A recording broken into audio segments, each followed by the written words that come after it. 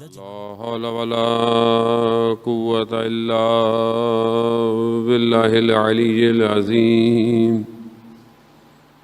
حسبنا الله ونعم الوكيل، نعم المولى ونعم النصير. أعوذ بالله من الشيطان الرجيم. بسم الله الرحمن الرحيم. الحمد لله الذي يؤمن الخائفين وينجي الصالحين ويضع المستكبرين ويهلك ملوكا ويستخلف آخرين. والصلاة والسلام على رسول ثقلين محبوب رب المشرقين والمغربين جد الحسن والحسين نبینا سیدنا بالقاسم محمد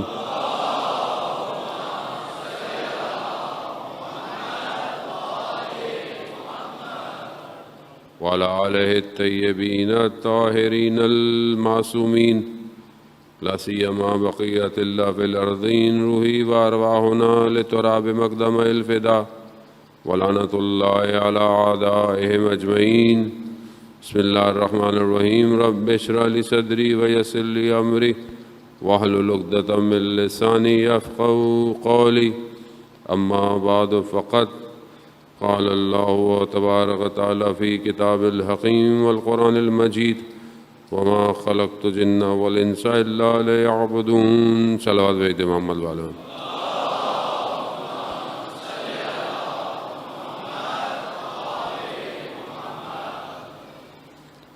عزاداران سید الشہداء، ماہ محرم کی پہلی دن گزر گیا، رات دوسری. پروردگار نے لطف اور کرم کیا کہ ہم ان ایام میں امام کو ان کی جد کا پرسہ دیں. یہی چند دن خدا ہمیں توفیق دیتا ہے کہ ہم اپنے آپ کو اس وادی کے سپرد کریں جس وادی کو امام نے 61 ہجری میں بنایا ہے. زمانہ گزر گیا، وقت گزرتا جا رہا ہے، مکان اور زمان کی دوری جو ہے وہ امام سے دور نہیں کر سکتی. آج کئی سو سال گزرنے کے بعد بھی سید الشہداء علیہ السلام کا غم تر و تازہ ہے. جب بھی ہم مجلس میں آتے ہیں اور گریہ کرتے ہیں، وہ بات کہ جو ہم بچپن سے سن رہے تھے، بچپن سے اور کئی سالوں سے، اور ایک سال میں بھی کئی دفعہ، اس کے باوجود بھی ایسا لگتا ہے جیسے یہ بات ابھی ہوئی ہے، جیسے یہ زخم ابھی تازہ ہیں، جیسے گھر سیدہ کا ابھی اجڑا ہو. تو یہ کیوں ہے؟ اس میں میرا کوئی آپ کا کمال ہے؟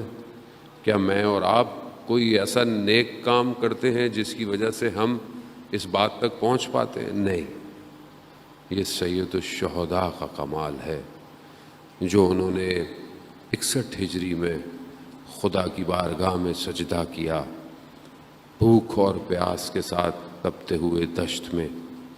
یہ اس سجدے نے آج بشریت کو کمال پہ پہنچایا ہوا ہے. آج پوری دنیا کے اندر بغیر رنگ و نسل کے، بغیر زبان، بغیر شہروں ملکوں کے حدود کے، ایک ہی نام ہے جو آج سب کی لبوں پہ جاری ہے.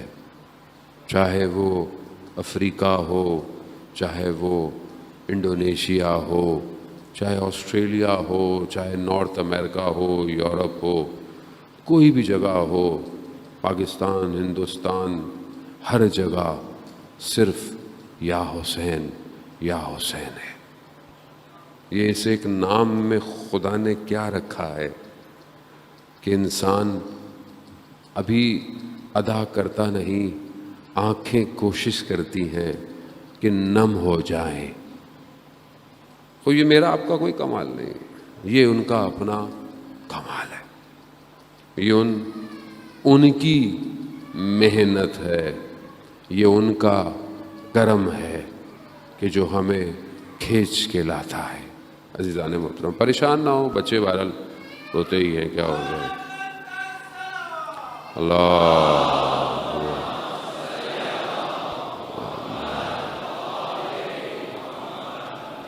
تھوڑی دیر بچہ رویا برداشت نہیں ہوا، نہ جانے اہل بیت کے بچے کتنا گریا کرتے ہوں گے، نہ انہیں تو اٹھا کے لے کے جانے والا کوئی تھا، نہ انہیں خاموش کروانے والا کوئی تھا.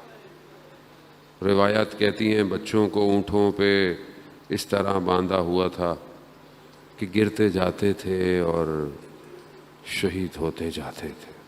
اللہ اکبر. ہم نے کہاں قربانیاں دی؟ قربانیاں تو یہی دے گئے. یہ انہی کے گھر ہیں جن کے صدقوں میں آج ہمارے گھر آباد ہیں عزیزان محترم. انہی کا دیا ہوا کرم ہے کہ ابھی تک زندگی چل رہی ہے. انہی چند دنوں میں بہرحال خدا نے توفیق دی آپ کے درمیان کہ ہم انہی کا وہی ذکر کریں کہ جو ہمیں آتا ہے، اور ہم اس وادی تک پہنچیں کہ جس وادی میں امام ہمیں بلا رہے ہیں. پروردگار نے جب انسان کو خلق کیا، دنیا میں بھیجا، تو اپنے ساتھ ایک سسٹم بھیجا، ایک نظام بھیجا، انبیاء کو بھیجا، رسولوں کو بھیجا، تاکہ انسان اس راستے پر چل پائے. یہ بغیر حجت خدا کے انسان جو ہے وہ بڑھ نہیں سکتا آگے کی طرف. یہ خدا نے نظام ایسا بنایا ہے. تو لوگ کہتے ہیں دنیا کے دانشور کے برحال اللہ نے انسان کو بنایا، اب انسان کو کیا ضرورت ہے کسی چیز کی، کسی دین کی کیا ضرورت ہے، کسی مذہب کی کیا ضرورت ہے، کسی پیشوا کی کیا ضرورت ہے. ایسا نہیں ہے. انسان جتنا بھی ترقی یافتہ ہو جائے، انسان اس مقام پہ نہیں پہنچ سکتا کہ جس کے لیے اسے خلق کیا گیا ہے. خوب کون بتائے گا کہ اسے کس لیے خلق کیا؟ اسے کوئی اور نہیں بتائے گا، خالق خود بتا رہا ہے. وما خلقت الجن والانس الا لیعبدون. میں نے خلق ہی نہیں کیا جن اور انس کو مگر سوائے عبادت کے، سوائے بندگی کے. خوب میری بندگی کرے، میرا بندہ بن جائے، اب چاہے جہاں پہ بھی ہو، جیسے بھی ہو. خوب اب یہ بندگی کون سکھائے گا؟ ایسے کیسے سکھائیں گے بندگی اس کو؟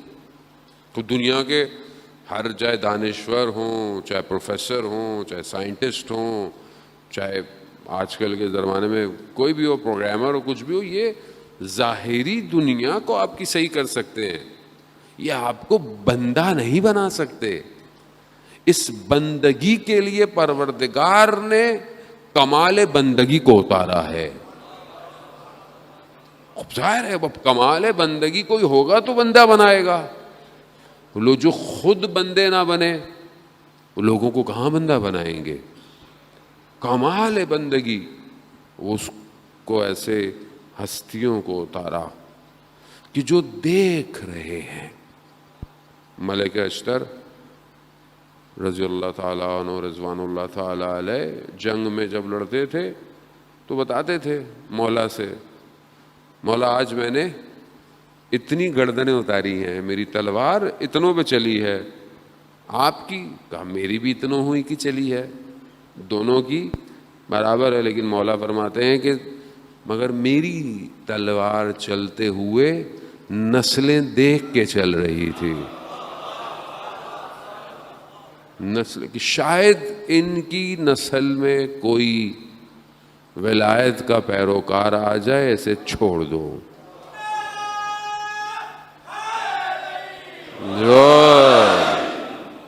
جن کی ذوالفقار اتنی با معرفت ہو، بس آگے میں کیا کہوں، کہنے کی ضرورت ہی نہیں ہے. جانے جو ذوالفقار اتنی با معرفت ہے کہ چل رہی ہے، کیونکہ نسبت ہے ولی سے، ولی الزمان سے، اپنے زمانے کے ولی سے نسبت ہے.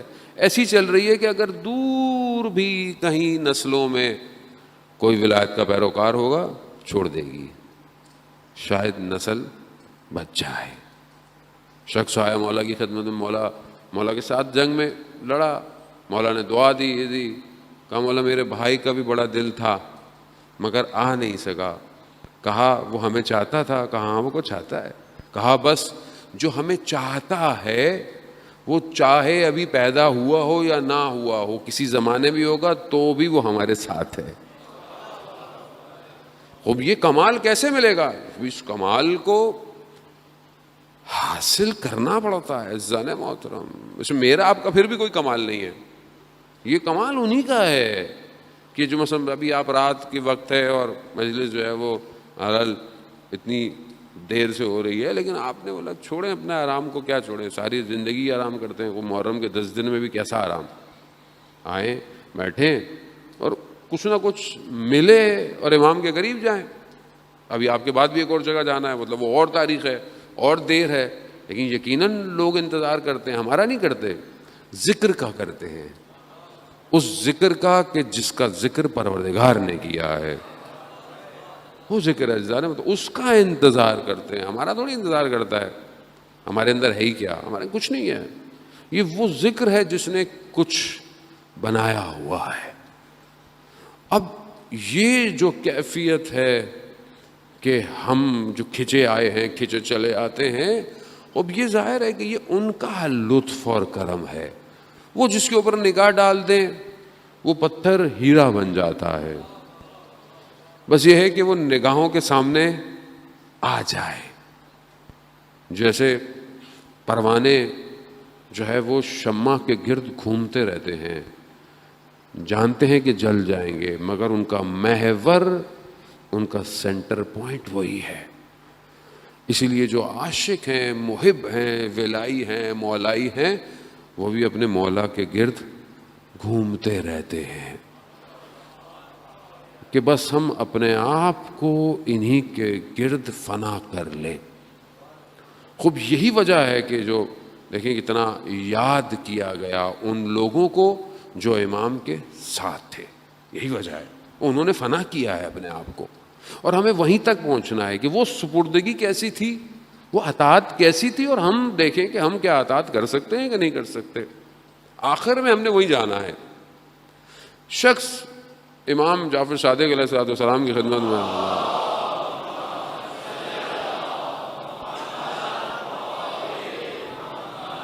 امام کی خدمت میں آتا ہے کہ مولا فلانی جگہ کا رہنے والا ہوں، وہاں پہ جو گورنر ہے، والی ہے، وہ آپ کا چاہنے والا ہے، میرا کام اس سال اتنا نہیں چلا، میری جو کام تھا، جو بھی کاروبار تھا، کچھ جو بھی تھا وہ نہیں چلا، تو لیکن کیونکہ جو مالیات ہے، ٹیکس ہے، وہ لکھی ہوئی ہے، تو وہ آپ کا چاہنے والا ہے، اگر آپ ایک لیٹر لکھ دیں گے، نامہ لکھ دیں گے، خط لکھ دیں گے، تو ہو سکتا ہے مجھے کوئی ڈسکاؤنٹ دے دے۔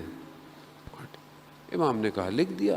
امام نے کیا لکھا؟ امام نے کہا کہ یہ جو ہے یہ شخص فلاں فلاں، اس کو خوشحال کر دو۔ امام نے اتنا سا لکھا۔ گیا یہ لے کے، ایواز کا جان رہنے والا تھا، پہنچا، جب اس شخص کو پتا چلا کہ امام کا لیٹر آیا ہے تو ننگے پاؤں دوڑتا ہوا آیا، خط کو لیا، چوما اس کو، اس شخص کی پیشانی چومی جو خط لے کے آیا تھا، اندر بٹھایا، خط کھولا، دیکھا کیا لکھا ہے؟ لکھا ہے کہ اس کو خوشحال کر دو۔ امام نے پوچھا کہ کیا کام ہے تمہارا؟ کہا کہ میرا یہ مسئلہ ہے، کام نہیں ہوا۔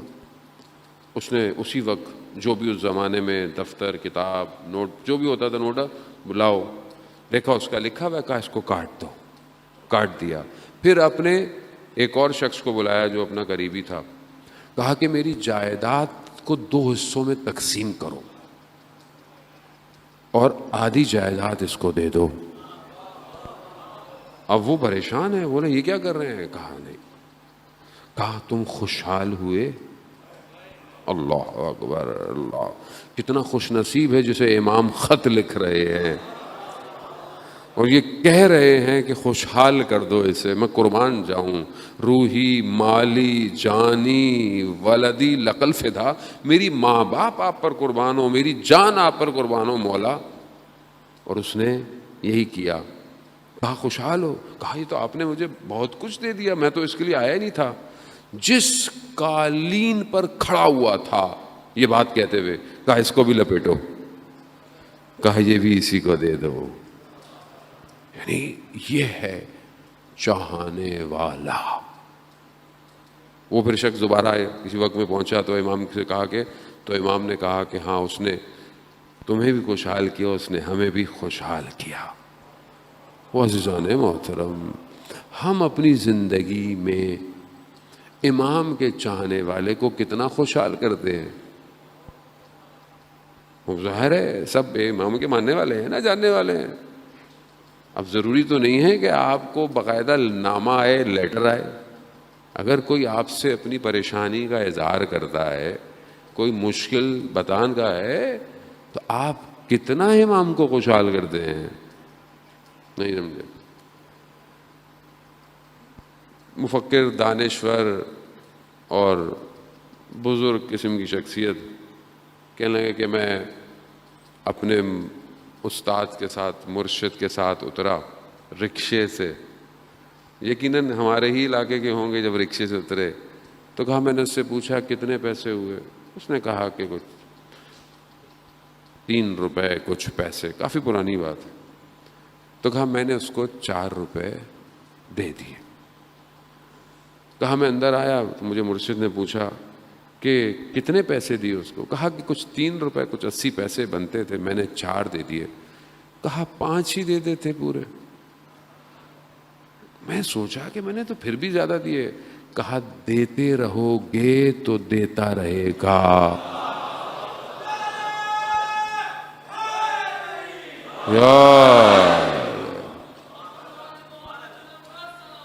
اللہم صلی علی محمد۔ اور ویسے بھی جو ہم دے رہے ہوتے ہیں، کون سا اپنی جیب سے دے رہے ہیں؟ اسی کا دیا ہوا ہے، لیکن ہم ایسے ہو جاتے ہیں جیسے ہمارا ہے۔ ایسی ہے خدا جو آپ کو دے رہا ہے، اس میں بہت لوگوں کا حصہ ہوتا ہے۔ آپ کی فیملی، آپ کے دوست، آس پاس لوگ رہنے والے، سب کا حصہ ہے۔ کبھی تکبر نہ کیجیے گا کہ خدا نے مجھے دے دیا تو میں بس اپنے لیے نہیں۔ عزیزان محترم، ویسے بھی حدیث ہے، حضرت محمد مصطفیٰ صلی اللہ علیہ وآلہ وسلم، اللہ صلی علیہ، خود رسول خدا فرماتے ہیں کہ جو تم اللہ کی راہ میں دیتے ہو وہ باقی ہے، اور جو تم خود اپنے پاس رکھتے ہو وہ فنا ہے۔ تو اب ہم کتنا دے رہے ہیں؟ میں یہ نہیں کہہ رہا سب دے دیے گا، اپنے لیے بھی چھوڑیے گا کچھ نہیں، ایک عدالت کے ساتھ، ایک بیلنس کے ساتھ۔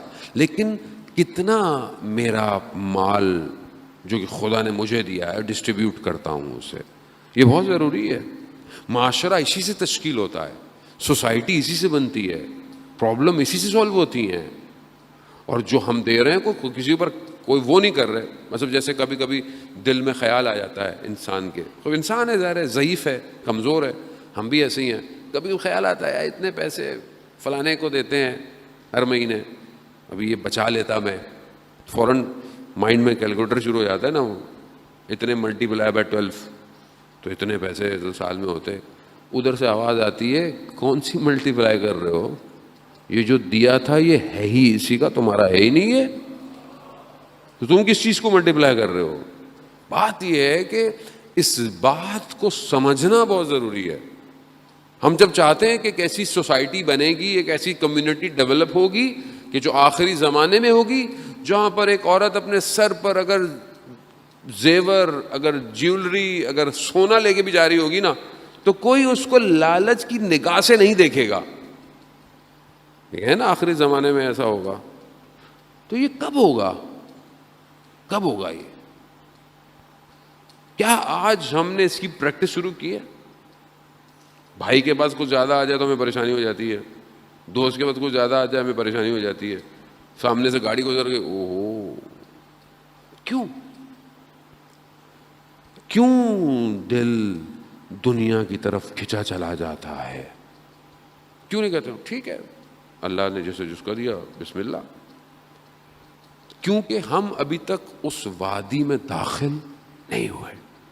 ہمیں اس وادی میں داخل ہونا ہے عزیزان محترم۔ اسی کے لیے پروردگار نے اپنے انبیاؤں کو اور اپنے اولیاؤں کو بھیجا کہ ہمیں اس دنیا کے بھنور سے کھینچیں، باہر کھینچیں۔ جوان ماشاءاللہ طبقہ بیٹھا ہوا ہے اور سب سے زیادہ جوان ہی ہے، بلکہ بہرحال بزرگ بھی جوان ہی ہوتے ہیں، دل انسان کا ہونا چاہیے پاک اور صاف۔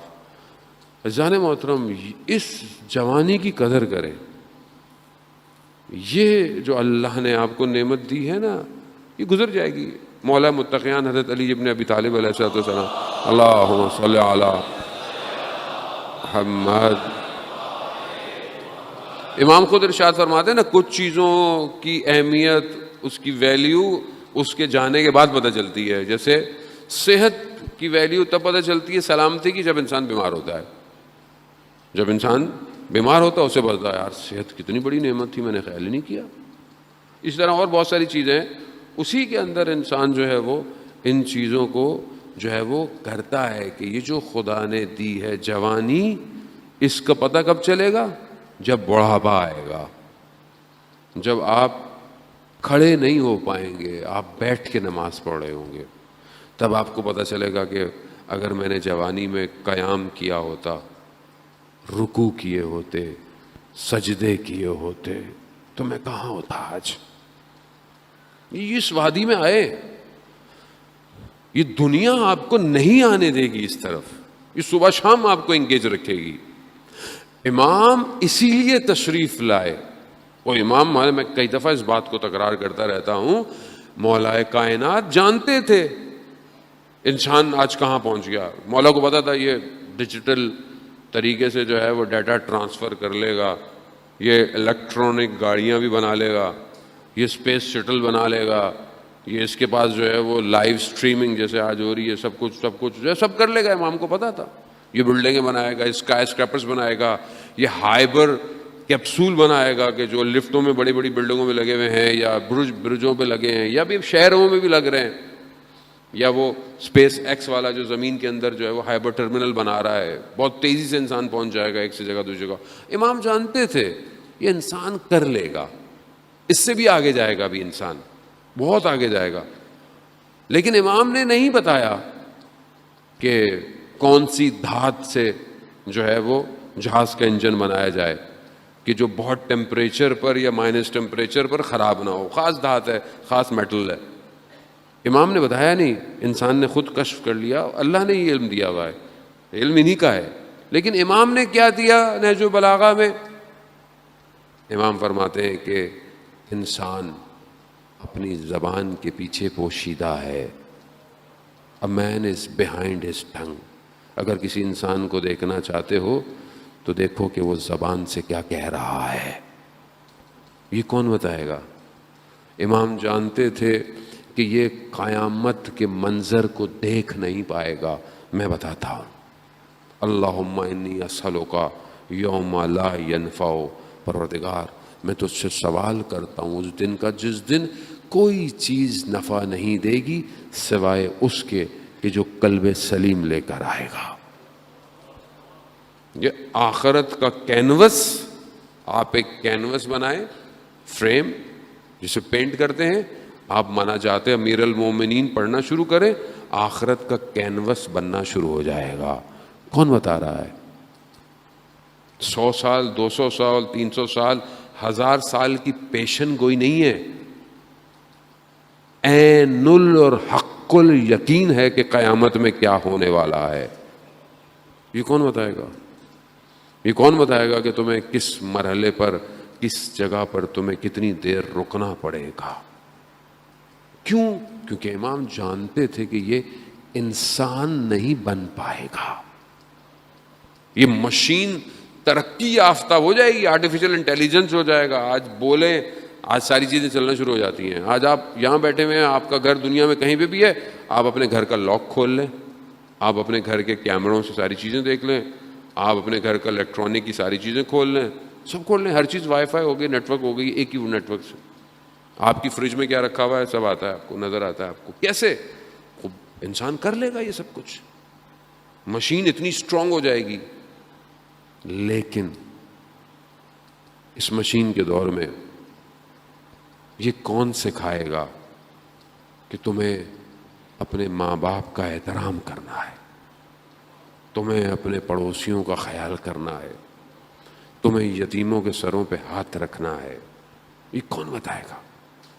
کوئی اور نہیں، وہی انسان کامل، وہی اللہ کا ولی جسے خدا نے انسانیت کی بقا کے لیے بھیجا، وہ یہی ہے۔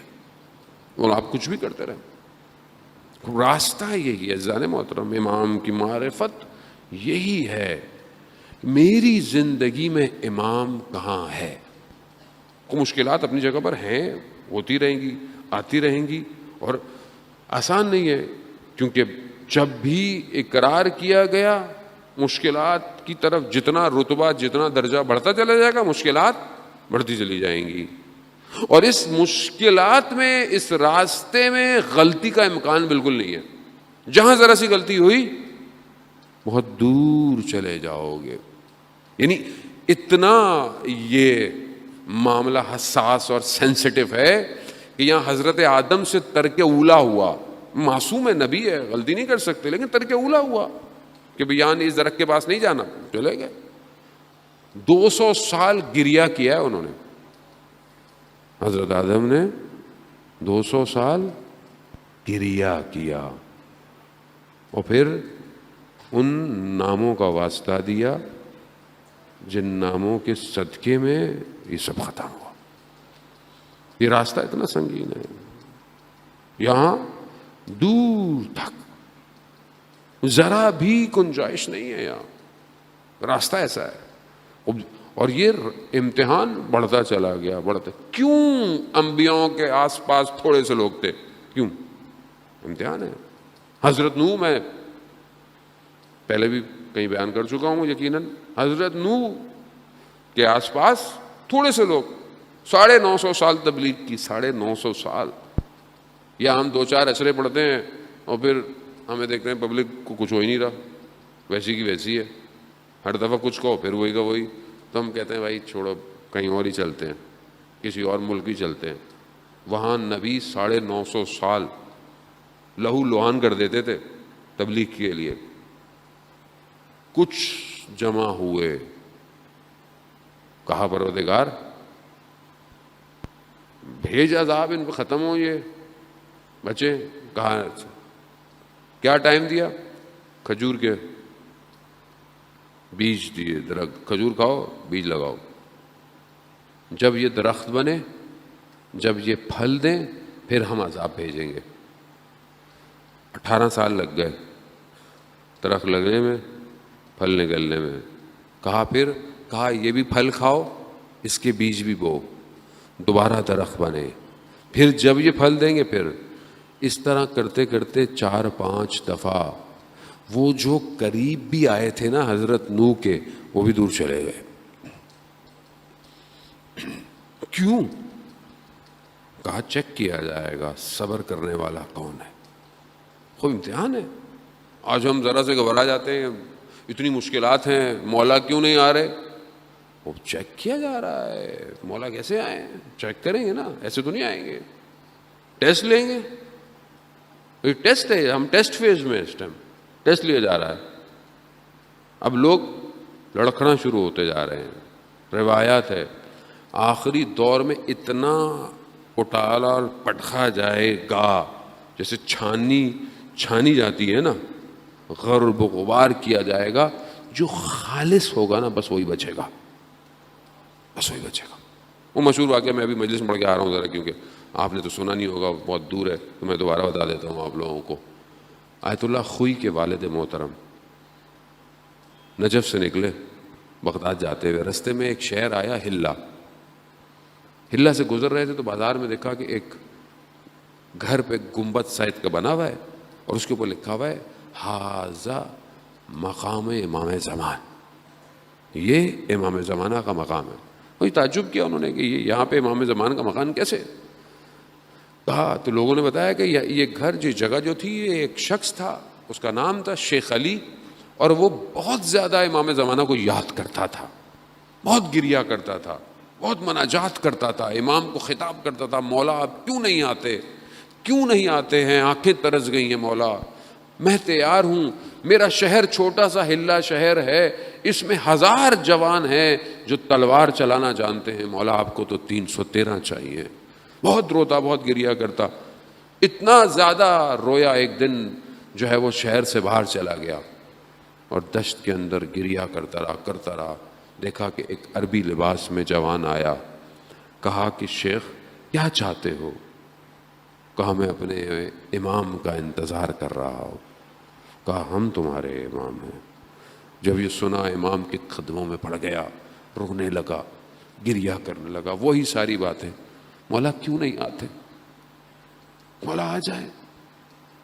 مولا آپ کو 313 چاہیے؟ میرے شہر میں اچھے خاصے لوگ تیار ہیں, تلوار چلانا جانتے ہیں. امام فرماتے ہیں ہمیں 313 خالص چاہیے, خالص. کہا مولا ہمارے پاس بہت ہیں. کہا اچھا ٹھیک ہے, جاؤ فلانا جو کسائی ہے تمہارے محلے میں, اس کو 2 دمبوں کو اپنی چھت پہ جا کے باندھ دو. جمعرات کو سب کو بلا لو, میں جمعرات کو تشریف لاؤں گا. خوش چلا گیا, اس کا صاحب کے پاس چلا گیا. دیکھو امام نے ہمیں ڈیوٹی دی ہے تو 2 جانور لے کے چھت پہ باندھ دو پہلے سے اور آ جاؤ. سب آ گئے. دیکھا کہ نور آیا اور اس کی چھت پہ آ کر خاموش ہو گیا. سمجھ گئے کہ امام آ گئے ہیں. امام نے پہلے جو ہے وہ اس قصاب کو بلایا, کسائی کو بلایا, نام لیا, اوپر گیا. تھوڑی دیر امام نے کہا کہ دیکھو ایک جانور جو ہے اس کو قربان کرو اور اس کا خون جو ہے وہ اس نالی سے نیچے جانا چاہیے جو جا رہی ہے. اس نے ویسے ہی کیا. اب یہ نیچے ویسے ہی ان ہزاروں میں سے انہوں نے بہت سلیکٹ کر کے 40 لوگوں کو کیا تھا ہزاروں میں سے. اب جب انہوں نے دیکھا تو انہوں نے کہا کہ تھوڑی دیر امام نے اس سے گفتگو کی ہوگی اور یہ صحیح نہیں ہوگا. امام نے سے گردن کاٹ دی, خون آ گیا. تھوڑی دیر بعد امام نے شیخ علی کو بلایا. وہ اوپر گئے, اس نے جا کے دیکھا کہ قصاب تو بیٹھا ہوا ہے, ایک جانور بھی ہے. تو پھر مولا نے اسے کہا کہ دوسرا جانور بھی قربان کر کے خون بہا دو. اب جب دوسرا بھی خون نیچے گیا, یہ جو نیچے 40 کہتے تھے کہ ہم خالص ہیں, کہنے لگے کہ یہ دونوں شخص جو اوپر گئے تھے یہ تو ہم میں سب سے بہترین تھے, اگر ان کا عمل ایسا ہے تو پھر ہمارا تو عمل اچھا نہیں ہے. بھاگ گئے. پھر امام نے کہا شیخ علی سے جاؤ لوگوں کو بلاؤ. جیسے ہی اس نے دیکھا کہ کوئی بھی نہیں ہے, کوئی نہیں. امام نے کہا دیکھا ہم تمہیں کہتے تھے نا ہمیں خالص چاہیے, جسے یہ یقین ہو کہ اس کے عمل سے امام راضی نہیں ہیں, وہ کیسے امام کا ساتھ دے گا؟ کیسے دے گا مجھے بتائیں. اور اگر وہ راضی تھے اپنے عمل سے تو پھر انہیں یہ خوف تھا کہ ہمیں امام کی راہ میں مار دیا جائے گا, تو بھی بھاگ گئے, تو بھی کوئی فائدہ نہیں ہے. خوب یہ آسان نہیں ہے. جتنا معاملہ بڑھتا چلا جائے گا امتحان سخت ہوتا جائے گا. خدا نے اپنے آخری نبی کو بھیجا, امتحان سخت ہو گیا, سخت ہو گیا. بلغ ما انزل الیک, رسول ابلاغ کر دو جو ہم نے تمہیں کہا ہے. سختی شروع ہو رہی ہے. یہ سختی ہے, یہ آسانی نہیں ہے. یہ آج ہم 1400 سال بعد بڑے خوش ہوتے ہیں, وہ کیا کیسے لوگ تھے, کیسے لوگ تھے, یہ دیکھا انہوں نے اور بھول گئے. آج آپ کہہ رہے ہیں ادھر ہوتے نا, آسان نہیں ہے, بہت سخت ہے. جانے ہمیں تو اتنی آسانیاں بتا کے ہمیں بتایا نہیں کہ سختی بھی کچھ ہوتی ہے. معاملہ آگے بڑھتا گیا. جب کربلا تک پہنچا ہے نا, امتحان بھی سخت ہو گیا, سخت ترین امتحان تھا. تبھی تو ہم پڑھتے ہیں, زیارتوں کے اندر پڑھتے ہیں کہ یہ جو مصیبت پڑی آپ کے اوپر یہ عظیم مصیبت تھی. اس سے عظیم مصیبت زمین آسمان نے گریا کیا ہے. عالم جھکے ہوئے تھے شہید الشہداء کی طرف. امام نے بھی ایسے لوگوں کا انتخاب کیا, ایسے گوہر اپنے پاس لے کر آئے کہ جانتے تھے کہ یہ کھڑے رہیں گے. کیسے تھے, کس مقام پہ تھے, کیا کہتے تھے کہ ہمیں تو کئی دفعہ مارا جائے ہم نہیں جائیں گے. پتا ہم عزیزان محترم آج اتنے 100 سال بعد اگر ہمیں خدا یہ توفیق دے رہا ہے تو ہمیں امتحان کی دعوت دی جا رہی ہے, ہمیں دعوت دی جا رہی ہے. اب آپ بولیں گے مولانا صاحب ہم مجلس سننے آتے ہیں, آپ ہمیں پتہ نہیں کس امتحانوں میں ڈال رہے ہیں. اللہ مجلس سنیں, ہم تو گھر جائیں, ہماری زندگی ہے, بچے ہیں, بیوی ہے, کوئی اسکول میں پڑھتا ہے, کوئی کالج میں پڑھتا ہے, کسی کو مولانا ہم کن چکروں میں پھنسا رہے ہیں ہمیں. میں کیا آپ کو بتاؤں گا, اصل میں یہ دعوت ہے ہی اس لیے آؤ اس وادی میں جس وادی میں امام تمہیں بلا رہا ہے. اللہ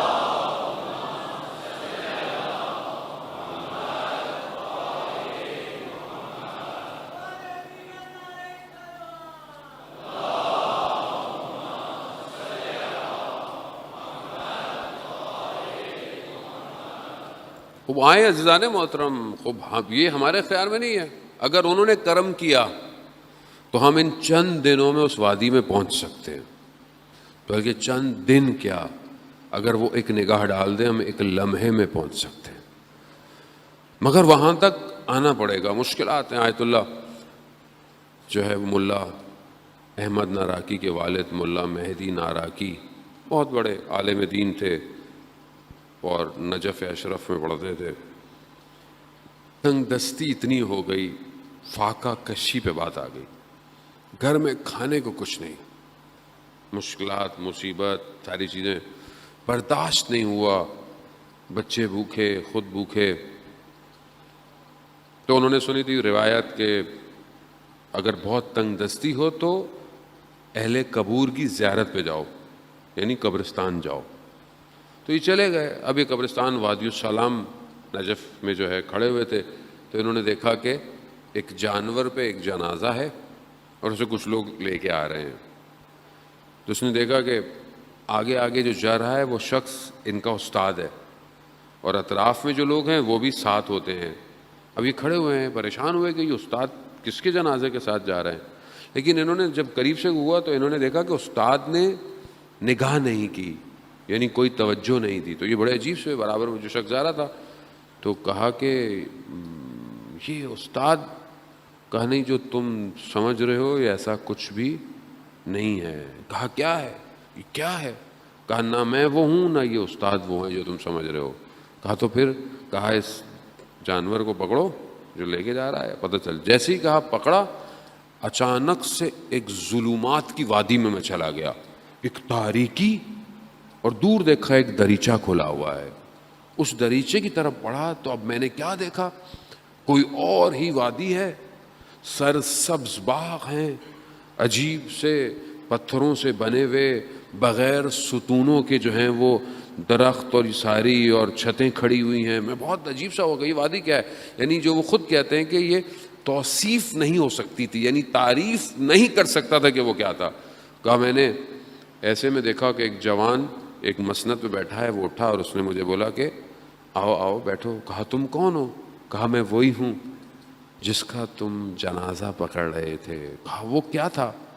کہا کہ میں مرا کہیں اور ہوا تھا, کیونکہ آپ جانتے ہیں کہ جو مومن دنیا میں کہیں بھی دفن ہو اس کی روح کو عالم برزخ میں وادی السلام لایا جاتا ہے.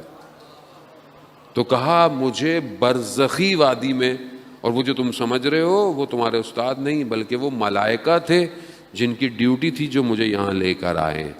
کہا میں وہاں آیا ہوں. ظاہر انسان کا عمل ایسا ہو کہ انسان کی روح وہاں کمال پہنچے. کہا میں نے اطراف دیکھا تو میں نے کہا کہ میں دیکھتا ہوں, میں گھومنے لگ گیا. میں دیکھا تو مجھے اپنے ماں باپ نظر آئے. میں نے دیکھا کہ میرے ماں باپ رشتہ دار جو دنیا سے جا چکے ہیں سب وہی ہیں. انہوں نے مجھے دیکھا, وہ جو میرے اندر غم تھا نا, مشکل کا, بچوں کی پریشانی کا, وہ سب دور ہو گیا, سب ختم ہو گیا. پھر میں ماں باپ اپنے اور جو رشتہ دار تھے, اچانک سے میرے ماں باپ نے میرے بچوں کے بارے میں پوچھا. جیسے ہی پوچھا نا وہ غم میرے دل میں دوبارہ آ گیا. وہ سمجھ گئے. انہوں نے کہا کہ فلانی جگہ جاؤ, کمرے میں کچھ چاول پڑے ہیں وہ لے جاؤ. میں بڑا خوش ہوا کہ کچھ کھانے کو مل گیا. کہا میں نے اپنی ابا میں وہ چاول بھرے اور جتنا اٹھا سکتا تھا اٹھایا، اور اب میں نے کہا جاؤں کہاں، تو مجھے وہ دریچہ نظر آیا، میں اس دریچے میں گیا، پھر وہی ظلمات، اور اچانک سے میں نے دیکھا کہ میں وادی السلام میں وہیں کھڑا ہوں۔ میں گھر گیا، میرے پاس چاول دیکھ کر بچے خوشحال ہو گئے، میں نے اپنی زوجہ سے کہا کہ چاول بنائیں، وہ بنائی، انہوں نے کھایا۔ کچھ دن گزر گئے، میری زوجہ کہتی ہیں کہ یہ چاول بہت عجیب سے ہیں۔ کہا میں جتنے اٹھاتی ہوں اور جب دوبارہ جاتی ہوں تو یہ اپنی جگہ پہ ویسے کے ویسے ہی ہوتے ہیں، ختم نہیں ہو رہے۔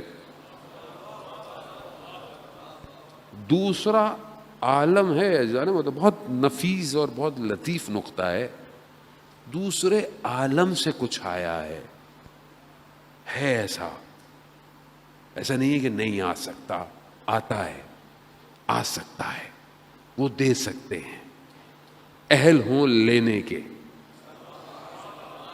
عطا ہے، عطا ہوتی ہے، عطا ہوتی ہے۔ اب یہاں کہہ دوں، جملہ آ گیا، لوگ کہتے ہیں کہ شہداء کو کیوں یاد کرتے ہیں آپ اتنا، کیوں آپ ہر وقت ہر مجلس میں سبط جعفر کے لیے فاتحہ پڑھواتے ہیں، کیوں؟ کیونکہ وہ اس وادی میں ہیں جہاں سے لفظ عطا ہوتے ہیں۔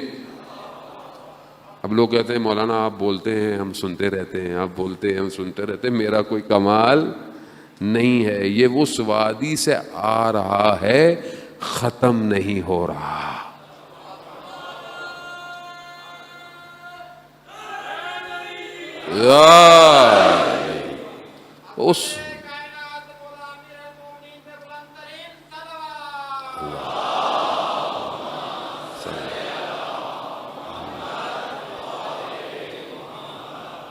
اس وادی سے کنیکشن ہونا چاہیے آپ کو۔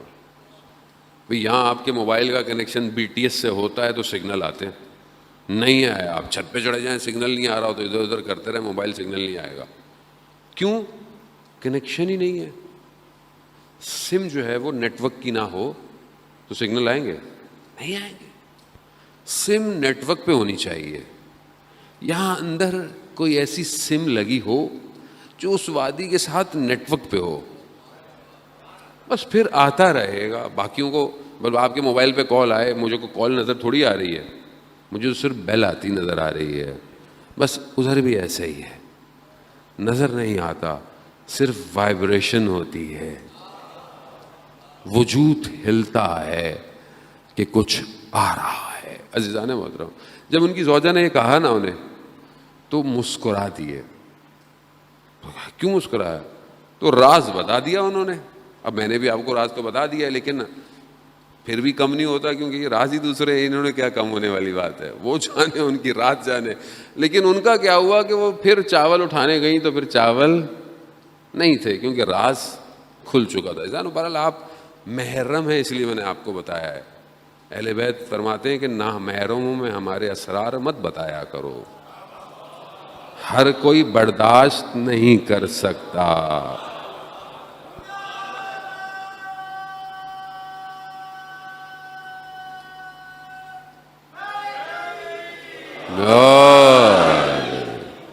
وہ ایسے ہی ہے، ائمہ صلی اللہ علیہ وسلم نے منع کیا ہے، ہمارے راز نہیں بتاؤ لوگوں کو۔ کیوں؟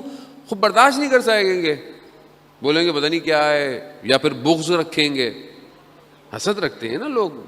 اس لیے کہا ہے کہ محرم ہونا ضروری ہے، محرم ہو۔ محرم تبھی ہوں گے کہ جب اس وادی میں آئیں گے۔ یہ وادی عشق کی وادی ہے، جو آیا اسے کچھ دینا پڑتا ہے۔ ہم بھی جب تک کچھ دیں گے نہیں، ہمیں ایکسیپٹ نہیں کیا جائے گا۔ ایسا نہیں ہو سکتا کہ یہاں مسجد میں بہت اچھے ہیں، یہاں بہت اچھا ہے، اچھا لگ رہا ہے، باہر گئے، گھر گئے، وادی ختم ہو گئی۔ نہیں، ایسا نہیں ہے۔ ہر وقت ایک حالت ہونی چاہیے، وہ کیا ہے؟ وہ ہے بندگی۔ چاہے گھر میں بھی ہوں تو بندہ خدا ہوں، چاہے بازار میں ہوں تو بھی بندہ خدا ہوں، چاہے تنہائی میں ہوں۔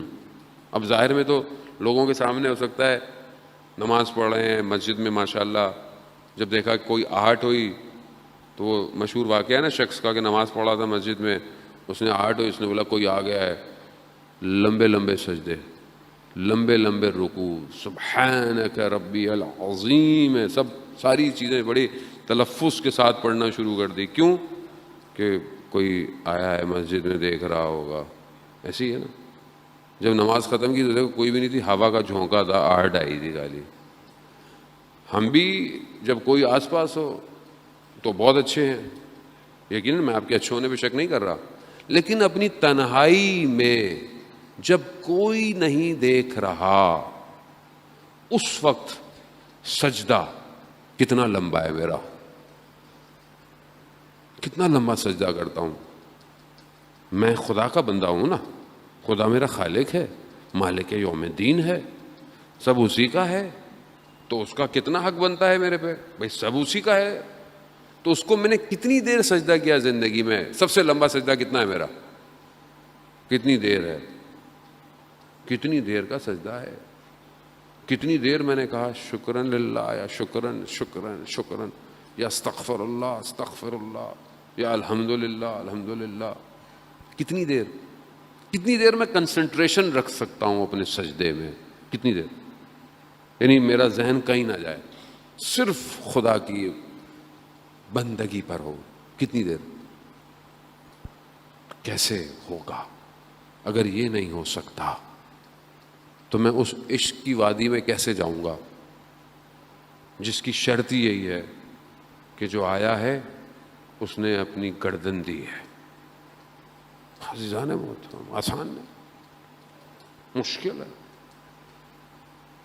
وہ جس نے سب سے پہلے کربلا کے راستے پر اپنا سر دیا، وہ کوئی اور نہیں ہے، وہ مسلم بن عقیل ہے.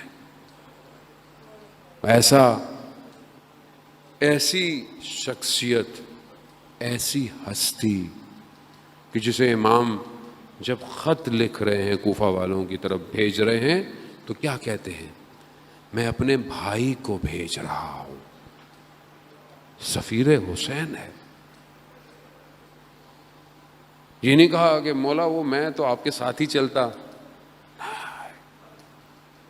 مسلم جاؤ، کوفہ والے بلا رہے ہیں، جا کے دیکھو یہ تیار ہیں کہ نہیں ہیں.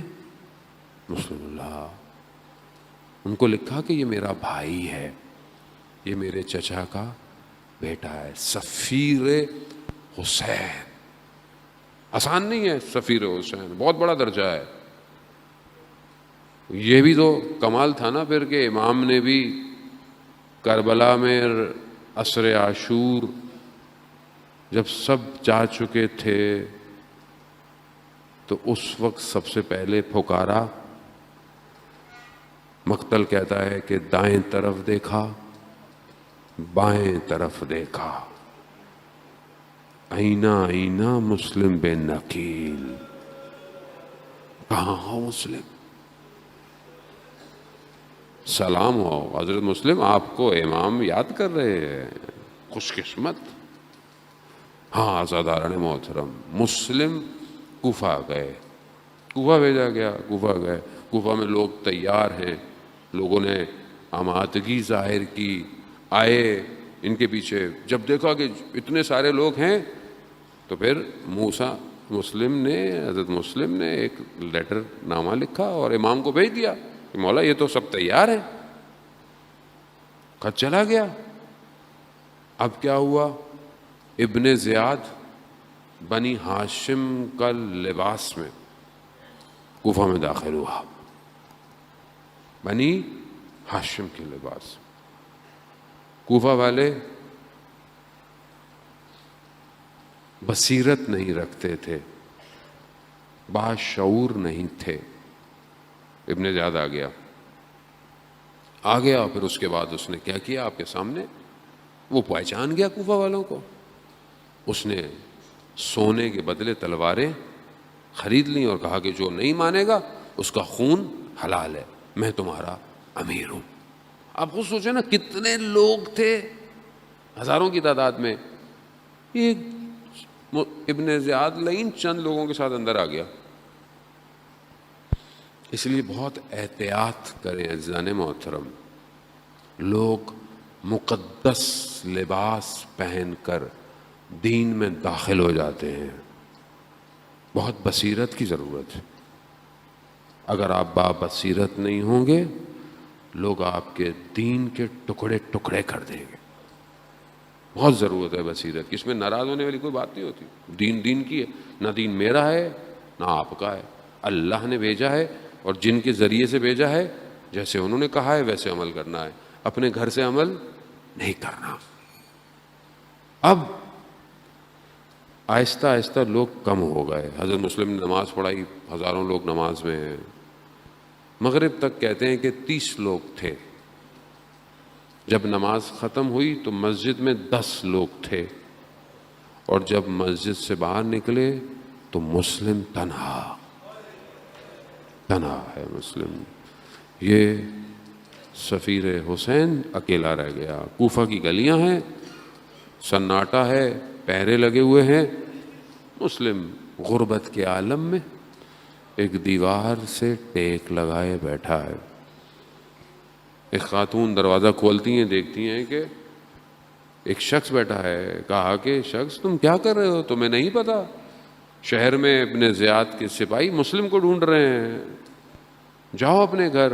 اشارہ کیا پانی کا, پانی پیا, چلی گئی. کچھ دیر بعد خاتون دوبارہ آئی کیونکہ اس کا اپنا بیٹا نہیں آیا تھا, وہ انتظار کر رہی تھی. پھر دیکھا, کہا کہ اجنبی تم ابھی اپنے گھر نہیں گئے. کہا میرا گھر نہیں ہے یہاں. کہا مگر تم کوفہ کے رہنے والے نہیں ہو. کہا نہیں میں مدینہ کا رہنے والا ہوں. اللہ. تو اہل بیت کی ماننے والی تھی. جیسے ہی مدینہ کا سنا نا, کہا مدینہ میں کہاں. کہا محلہ بنی ہاشم. اب تو اور اس طرح. کہا کون ہو تم. کہا میں مسلم بن عقیل. یہ سننا تھا. کہا کیا اندر آؤ. اندر لایا ہو. کہا میں کیا خدمت کروں. کہا نہیں بس پانی پینا تھا, پی لیا. کہا مصلی بچھا دو, بس میں عبادت کرنا چاہتا ہوں. اللہ. وہ جانتے ہیں نا یہ کہ جانا کہاں ہے. عبادت کی. بیٹا آیا, بیٹا ظاہر ہے حکومت کے ساتھ ملا ہوا تھا, اس نے خبر دے دی. دوسرے دن سب نے گھر کو گھیرنا شروع کیا. حضرت مسلم تیار ہوئے, زرہ پہنی, تلوار. خاتون کہتی ہے کہ کہاں جا رہے ہیں, باہر آپ کی جان کے دشمن ہیں. کہا میری غیرت گوارا نہیں کرتی کہ میری وجہ سے آپ پر کوئی آنچ آئے, اور میں قربان جاؤں سید الساجدین پر. کس طرح اہل حرم کو کوفہ اور شام کی گلیوں میں, خدا آپ کو اس کا اجر دے, آپ نے گریہ کیا. آپ نے, رونے کے دن ہے عزیزان محترم, روئیے جتنا ہو سکتا ہے. اکیلے بیٹھے ہوں, سن رہے ہوں, گریہ بقا. اگر رو نہیں سکتے تو روایت کہتی ہے رونے کی شکل بناؤ. اتنی تاکید ہے, اتنی تاکید ہے. کہا میری غیرت گوارا نہیں کرتی. مسلم بنی ہاشم جوان گیا, لڑا, لڑائی کی, نہیں گھیر پائے ایک جوان کو, دھوکے سے گرایا, اسیر کیا, لے گئے. ابن زیاد. کہا امیر کہو اسے. کہا میرا امیر صرف حسین ہے. کہا قتل کر دی جاؤ گے. کہا ہو جائے. حضرت مسلم. کہا کوئی وصیت ہے. کہا ہاں. دیکھا کس کو وصیت دے. کہا کہ میرا پیغام امام حسین تک پہنچا دو کہ کوفہ وہ کوفہ نہیں ہے جس نے بلایا آپ کو. مسلم کو لے کے جانے لگے. مسلم گریہ کر رہے ہیں. چلنے والے نے کہا کہ رو کیوں رہے ہو, ایسا کام ہی کیوں کیا تھا. کہا میں اپنے لیے نہیں رو رہا, میں حسین ابن علی کے بچوں کے لیے رو رہا ہوں. دارالامارہ لے گئے عزاداران محترم. یہ پہلا شہید ہے, پہلا شہید. غربت تنہائی کا عالم ہے، داستان کربلا شروع ہو رہی ہے۔ یہ پہلا سر تن سے جدا ہوگا، یہ پہلا بنی ہاشم ہے کہ جو اپنے خون کا نذرانہ دے رہا ہے، یہ راستہ ہموار کر رہا ہے، یہ بتا رہا ہے۔ پانی دیا، پانی آیا، خون کے قطرے گرے، دوسرا آیا، پھر وہی تیسرا آیا۔ حضرت مسلم بھی پہچان گئے ہوں گے کہ جس کے ارباب کو پیاسا شہید کیا جائے اس کا غلام کیسے پانی پیے۔ سر تن سے جدا ہو گیا، بدن کو جو ہے وہ اس سے نیچے پھینک دیا گیا۔ امام علم امامت سے دیکھ رہے ہیں، لیکن امام نے اظہار نہیں کیا۔ امام نے کہا کہ جب کوئی آئے گا کوفہ سے، ایک منزل پر، ایک مقام پر دیکھا کہ کوفہ کے کچھ لوگ آ رہے ہیں۔ امام منتظر ہوئے، دیکھا، جیسے ہی امام کو دیکھا راستہ موڑ دیا۔ امام نے اپنے ساتھیوں کو بھیجا، جاؤ انہوں بلا کے لاؤ۔ کہا مگر تم نہیں جانتے امام تمہارا انتظار کر رہا؟ ہم جانتے ہیں۔ کہا پھر؟ کہا ہم امام کا سامنا نہیں کر سکتے تھے۔ کہا نہیں، امام نے بلایا، امام کی خدمت میں گئے۔ امام نے پوچھا مسلم؟ کہا مولا جب ہم کوفہ سے نکل رہے تھے تو حضرت مسلم کے ٹانگوں میں رسی باندھ کر بدن کو کوفہ کی گلیوں میں گھسیٹا جا رہا تھا۔ اللہ اکبر! سلام ہو حضرت مسلم پر، سلام، سلام ہو۔ بنی ہاشم توسل کریں حضرت مسلم سے کہ دور رہتے ہوئے بھی اپنا نذرانہ پیش کیا۔ کہا گلیوں میں گھسیٹا جا رہا تھا، حضرت مسلم تیاری کر رہے تھے کہ کوئی کاروان آنے والا ہے۔ امام نے سنا، امام خیمے میں گئے، بس التماس دعا، وقت جو ہے وہ اپنی اختتام کی طرف بڑھ چکا ہے، بس ایک جملہ کہوں گا اور آپ سے التماس دعا۔ امام خیمے میں گئے، امام نے حضرت زینب سلام اللہ علیہ سے کہا کہ مسلم کی بیٹی حمیدہ کو بلاؤ۔ حمیدہ آئی، امام نے جس طریقے سے اسے پیار کیا نا، اجرکم عند اللہ، اجرکم عند اللہ، حق یہی ہے رونے کا۔ جس طرح پیار کیا نا، بنی ہاشم اہل بیت کی پرورش شدہ بچی تھی، پہچان گئی۔ کہا ماموں جان، بابا خیریت سے ہیں؟ کہا نہیں بیٹی، بابا شہید ہو گئے۔ اب ہوا کیا؟ بس آخری لمحے ہوا کیا؟ اب جب یہ سنا نا کہ بچی یتیم ہو گئی ہے تو کبھی کوئی سر پہ ہاتھ رکھتا ہے، کبھی کوئی رخسار پہ پیار کرتا ہے، کبھی کوئی سینے سے لگاتا ہے۔ بھئی یتیم ہو گئی ہے نا، باپ نہیں رہا، ایک چھوٹی بچی یہ دیکھ رہی ہے کہ جب یتیم ہوتے ہیں سر پہ ہاتھ رکھا جاتا ہے، پیار کیا جاتا ہے، مگر میں قربان جاؤں شہزادی، روز عاشوراء جب یہ اعلان ہوا نا کہ حسین قتل ہو گئے، اب یہ بچی انتظار کر رہی ہے کہ سر پہ کوئی ہاتھ رکھے گا، مگر ہاتھ نہیں رکھا، تماچے لگے۔